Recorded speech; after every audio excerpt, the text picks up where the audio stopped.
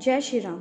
अब मैं आपको भीमा शंकर नाम के ज्योतिर्लिंग का महात्म्य बताऊंगी। कामरूप देश में लोकहित की कामना से साक्षात भगवान शंकर ज्योतिर्लिंग के रूप में अवतीर्ण हुए थे।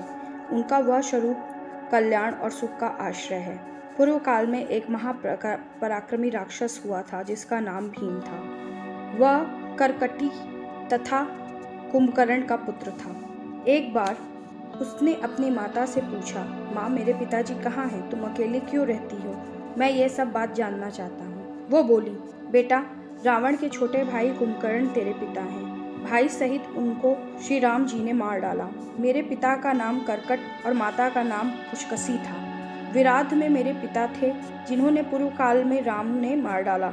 मैंने अपने प्रिय स्वामी के मर जाने पे अपने माता पिता के पास रहती थी। एक दिन मेरे माता पिता अगस्त मुनि के शिष्य को अपना आहार बनाने के लिए गए। वो बड़े तपस्वी और महात्मा थे। उन्होंने कुपित होकर मेरे माता पिता को भस्म कर डाला। वे दोनों मर गए। तब से मैं अकेली होकर बड़े दुख के साथ इस पर्वत पर रहने लगी। मेरा कोई भी नहीं रह गया। मैं असहाय और दुख से आतुर होकर यहाँ निवास करती थी। इस समय महान बल पराक्रम से संपन्न राक्षस कुंभकर्ण जो रावण के छोटे भाई थे यहाँ आए। उन्होंने बलात् मेरे साथ समागम किया। फिर वह मुझे छोड़ के लंका चले गए। तत्पश्चात तुम्हारा जन्म हुआ। तुम भी पिता के समान ही महाबलवान और पराक्रमी हो।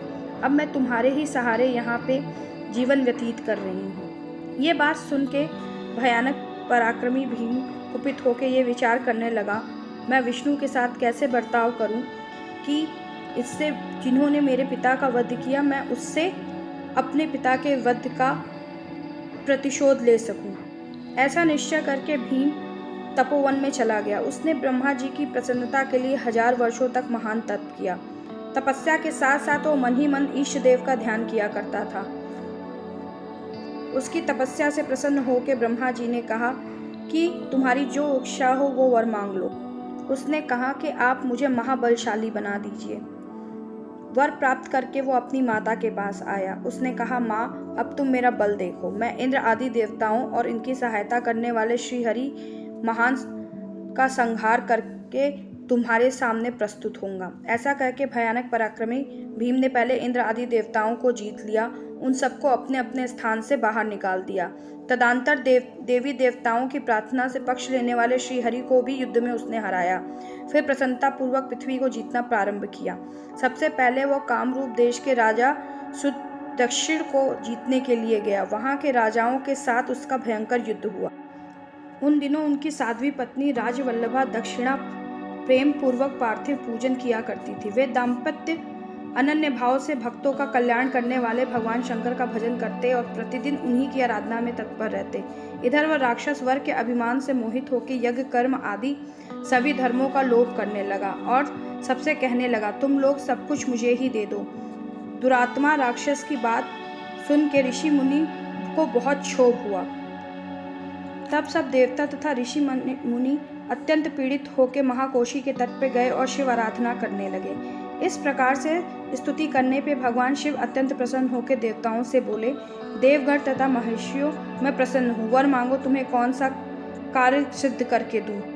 तो सभी ने कहा कि हम सभी भीम के बल के वजह से बहुत ज़्यादा कष्ट में हैं। कृपया हमारे कष्टों को दूर कीजिए, उसका संहार कीजिए।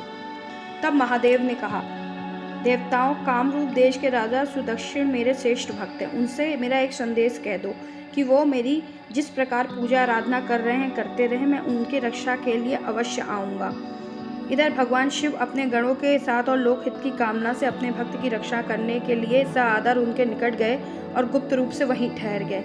इस समय कामरूप नरेश ने पार्थिव शिव के सामने बहुत भयंकर ध्यान लगाना आरंभ किया। इतने ही में राक्षस से जाके किसी ने कह दिया कि राजा तुम्हारे नाश के लिए कोई तपस्या कर रहा है। यह समाचार सुनते ही राक्षस कुपित हो उठा। उसने उसको मार डालने की इच्छा से तलवार हाथ में लिया और राजा के पास गया। वहां पार्थिव आदि जो सामग्री स्थित थी उसे देख के तथा प्रयोजन का स्वरूप समझ के राक्षस ने यही माना कि राजा मेरे लिए कुछ कर रहा है। तब उसने बोला, मैं सभी सामग्रियों सहित इसे नष्ट कर दूंगा। ऐसा विचार करके उस महाक्रोधी राक्षस ने राजा को बहुत डांटा कि क्या कर रहे हो। राजा ने भगवान शंकर पर राक्षस का भार सौंप के कहा, मैं चराचर जगत के स्वामी भगवान शंकर शिव का पूजन कर रहा हूँ। तब राक्षस भीम ने भगवान शंकर के प्रति बहुत तिरस्कार युक्त दुर्वचन कहे तथा राजा को धमकाया और भगवान शंकर के पार्थिव लिंग पर तलवार चला दी।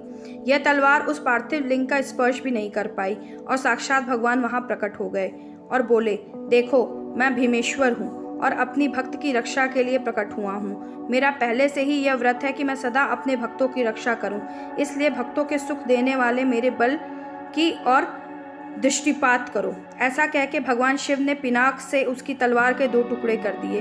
तब उस राक्षस ने फिर अपना त्रिशूल चलाया, परंतु शंभू ने उस दुष्ट के त्रिशूल के बीच सैकड़ों टुकड़े कर डाले।